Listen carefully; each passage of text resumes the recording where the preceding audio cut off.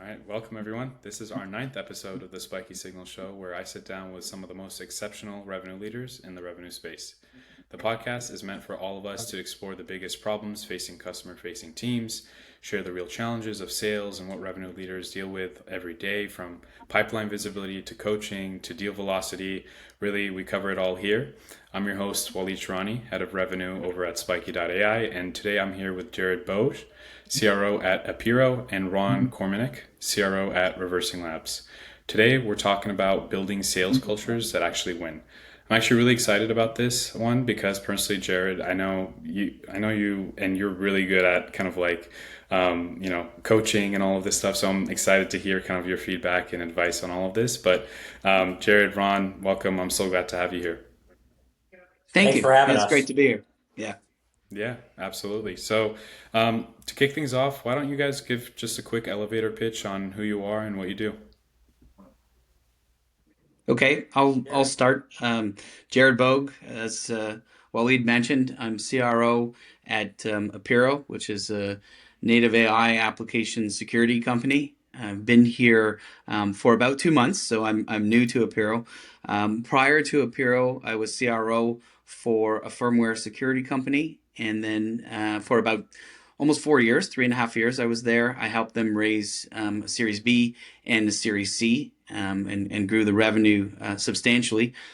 Prior to that, I was with Hewlett Packard Software and Micro Focus, where I ran larger teams at scale. Awesome. So I'm Ron Kormanek. I'm running sales over here at Reversing Labs. Been running sales at companies probably close to 20 years now. Going back, I was where I met Jarrod was at HP. We worked together there for probably upwards of 10 years. Then I went to Checkmarx. Checkmarx was an application security company. We actually took the business from $2 million to just about 100 million, and we were in unicorn fashion. We sold the company for just under $1.5 billion. It was a 7 year journey, and that's where I get most of my learnings from. Building a company from 5 million to 100 million is a very it's very different, and you get to have the building blocks from scratch, which makes it really interesting. Again, after that, stayed in the application security business with White Source Mend, and today, like I said, I'm at Reversing Labs, which is a threat intelligence company, also secures the security supply chain. So, but it's Wally. Thanks for having me. It's great to be here. Awesome. Thank you guys for the introduction. It's obvious you guys bring a lot of experience, especially with scaling businesses from, the 1 million to 5 million, all the way up to the 100 millions and over. And I'm sure you guys have been a part of different types of sales cultures. And I guess those cultures differentiate depending on the size of the business. So I guess my first question is really, what's kind of the best sales culture you've been a part of or you've actually built, and what made it feel different? I take that one first, Jared. Yeah, go ahead. So the sales culture that I've built over the years, and I feel that works best, is that the leadership in any company, whether it's sales leadership or all the way up through the executive leadership team, the people that work for us are our customers, and we really need to make sure that we solve the issues that we have. I always say to my guys, if I have to be your boss, it's a bad day. My job is to remove obstacles that prevent you from doing your job and prevent you from being successful. So I take it that it's a very collaborative culture, but it's a culture that we all have. None of this stuff is easy, right? So what we like to do is, again, help the people with their problems, solve their problems, and make them successful. Yeah, that's spot on, Ron. And you and I worked together at a couple of those places. Definitely, Tipping Point was one of the ones that I was part of, where the culture was just fantastic.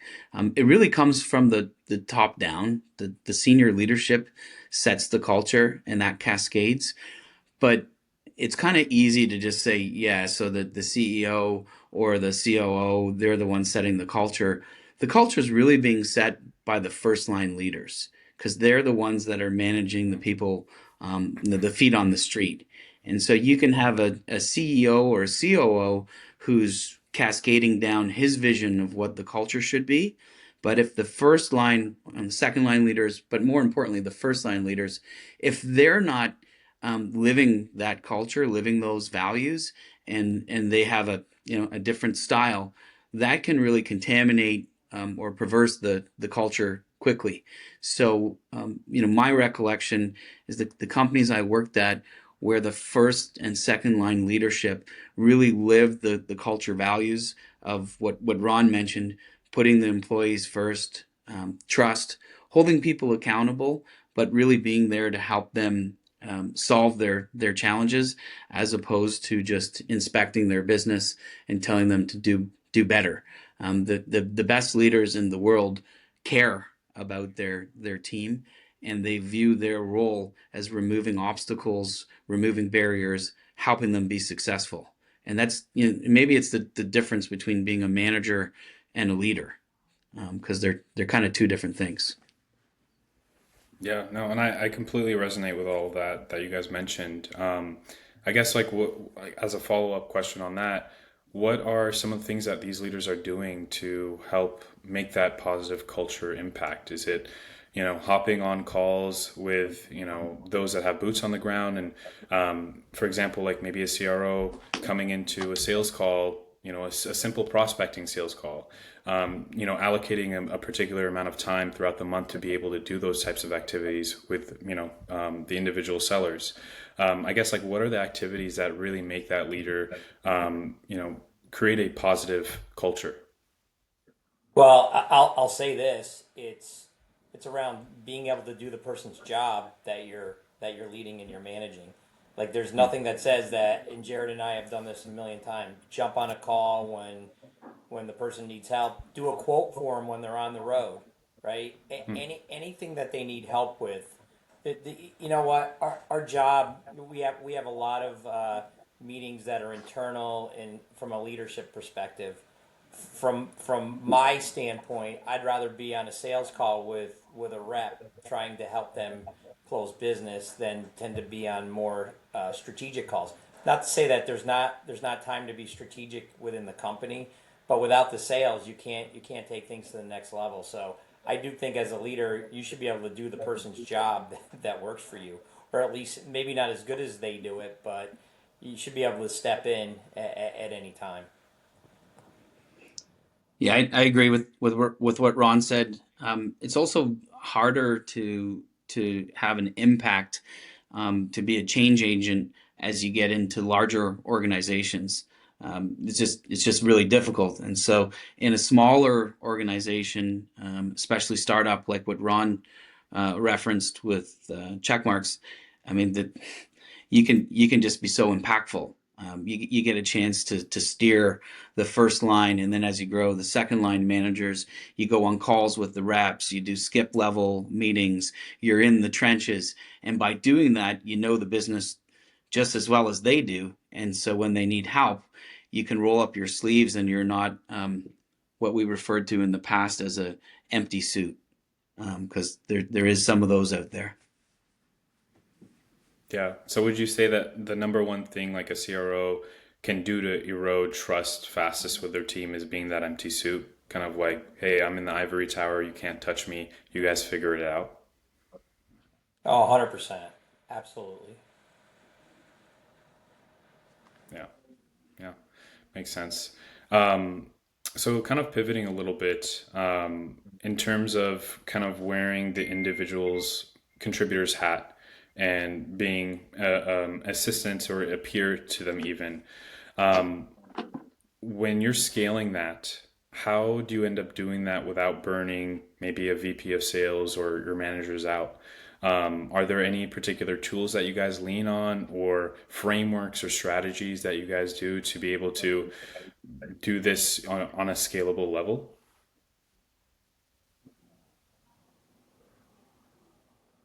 Jarrod, you want to take that one? Yeah, sure, Ron. Thanks. I think for me, it's about the three P's. So people, program, and process.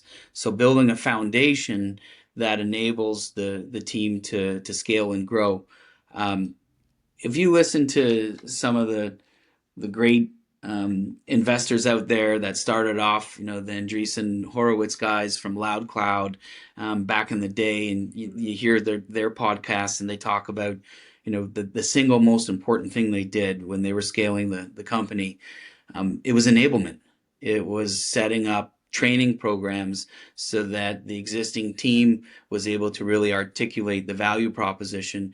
And then when new hires were brought on as you grow, they were also quickly able to get up to speed, to get ramped, to hit the ground running, and to be effective. And so that's part of the three P's, right? The people, the program, and the process. So you hire great people, you qualify that they've got the right energy, the right attitude, and the right commitment, and then you put in place a program that has enablement, it has sales plays, it has basically the ABCs of how you can be successful in the job. This is how you get an A. Here's the things we want you to do. This is what's expected from a renewal or retention. This is what's expected from a new growth. These are the target verticals. Here's your target customers, and here's the sales plays that you're going to position to explain the value proposition. And then the last P is the process. Then you put in place the things to measure their success, to measure their activity, to make sure that they're creating pipeline in the right way. They're doing the right number of face-to-face calls. If it's a technical sale, they've got the right number of POCs or POVs. They're doing the demos. They're adding new contacts into the CRM, and they're creating new pipeline each week. And you need to measure that. And so those three Ps, when they work, when you get those running, it's like a symphony. It's like an orchestra. It just works. Everything runs. And you don't have an issue with a first line manager or a second line manager slowing things down, because you've built such a good foundation, and you've got the right people there, and you've got the program going, and you've got the process to inspect the activity and to make sure everything's going well. You're doing what we talked about earlier, the skip level meetings. So you're making sure that your first line managers, who are the most influential, are cascading that program and that process. Everyone's following the same playbook. It just works. But it requires having a great foundation. Yeah, I agree with you, Jared. I think, even prior to that, though, and we both live by the three Ps, is setting proper expectations. Whether it's, forecasting, from our side, making sure the quotas are set fairly and correctly, right? And making sure people are set up to be successful. What I see in the industry today more than anything is, okay, you get a $5 million number. What's that based on? There's no reason to give a person a $5 million number if they don't have the opportunity to hit that $5 million number, right? So I think one of the biggest issues in the cultures today, especially around the startups, is inaccurate expectations, not setting proper expectations. And I think as a leader, that's what I fight for, even with the investors, right? You want that. What makes you think you can get that? I can tell you what I Yeah. can get, and that's what we need to. Those are the expectations that we need to set. Yeah, it's a great point, Ron. I always say hope is not a strategy, and you really want to base your growth expectations on evidence and artifacts. So, what did we sell last year? What new products do we have, or new revenue streams can we introduce? What are we going to add from capacity?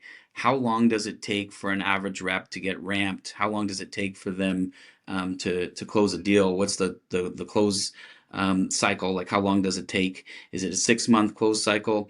If you hire them in the second quarter of the year, and it's going to take them a quarter to get ramped, and it's a 6 month sales cycle, how are you going to expect them to close $3 million in that fiscal year? And if you build a plan around that, you've set yourself up for failure.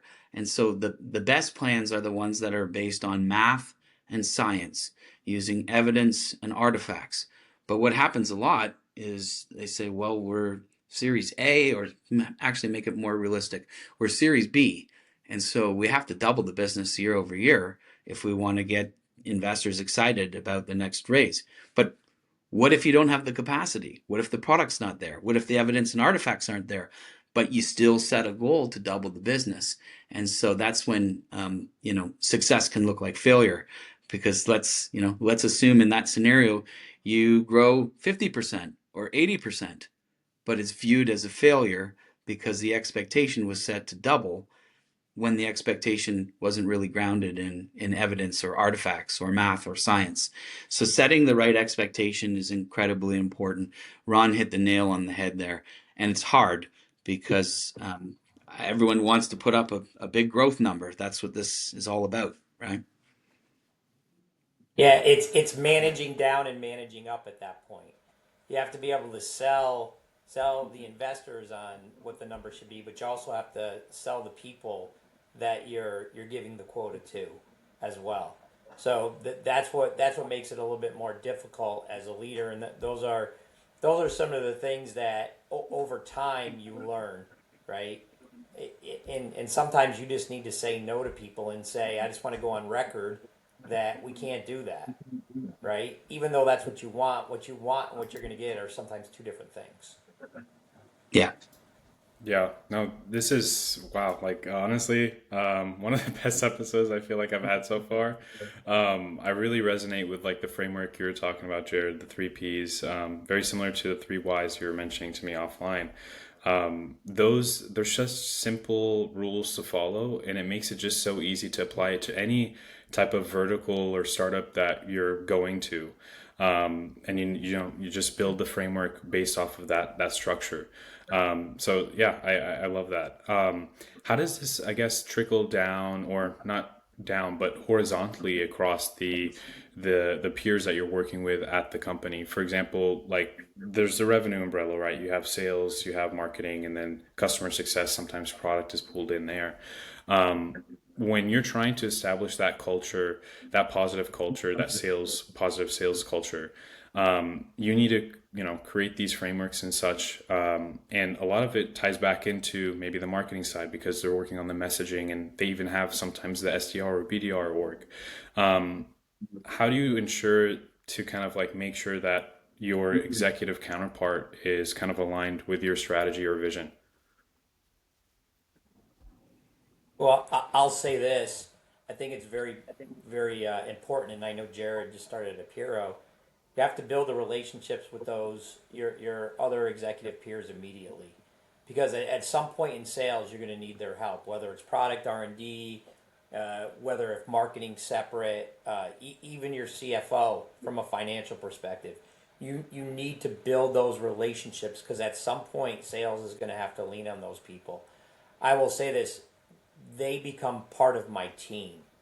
As I've been at Reversing Labs 2.5 years now, and I can really say whether it's marketing, product, R&D, the CFO, those guys are all HR. Even HR needs to be a big part of the process, especially when you're expanding your your team. So I think you have to, just like you have relationships with your own direct reports and their direct reports. I think you have to have those same relationships with the other members of the ELT.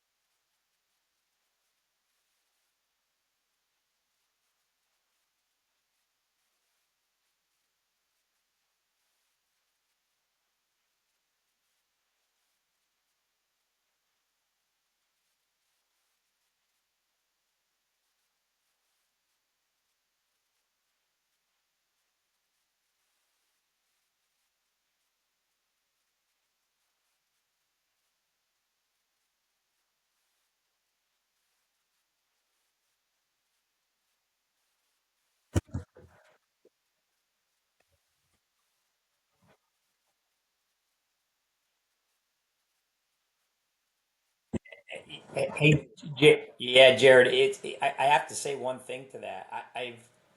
At Reversing Labs, we've really taken the CRM Salesforce and really made it the enforce. I don't need my people to enforce things. I'm using the CRM to enforce behavior, and I've actually started to do it with the other groups.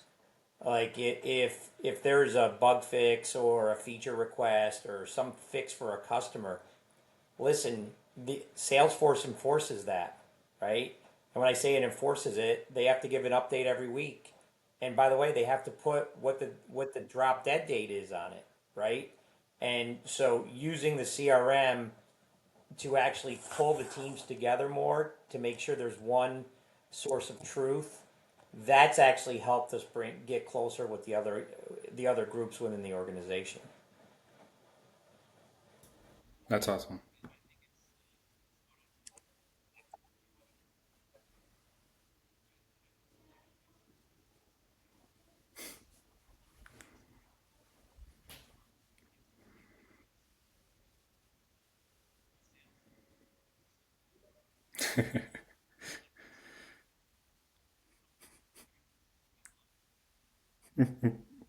Yeah, that makes a lot of sense. I wish we could keep going on this topic, especially the CRM. It's very interesting to use a tool to unify kind of all of these, departments on kind of one vision because data doesn't lie, right? So, and it really depends on how you guys keep up with the CRM too, because I know, some teams, CRM hygiene is a huge problem, and they need those challenges fixed and they use leverage tools to be able to do that. So yeah, it's really interesting. I appreciate you guys being on the episode. I'll leave you with one more question. Um, who do you know that would be a great revenue leader to bring on to the next episode? I would bring on Steven Driggers. Okay, Steven Driggers. Steven Driggers was one of our. Go ahead, Jared.